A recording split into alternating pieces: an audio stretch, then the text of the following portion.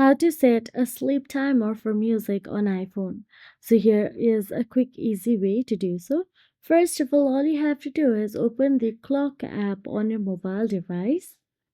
Once you're inside the clock app, you will get to see timer option available at the bottom right corner of your screen. Tap on the timer. Now, once you're inside the timer, all you have to do is set how long you want. So basically, if you want 30 minutes, 15 minutes, 5 minutes, or some seconds, then simply set your timer. Then you can simply see when timer ends option available at the bottom.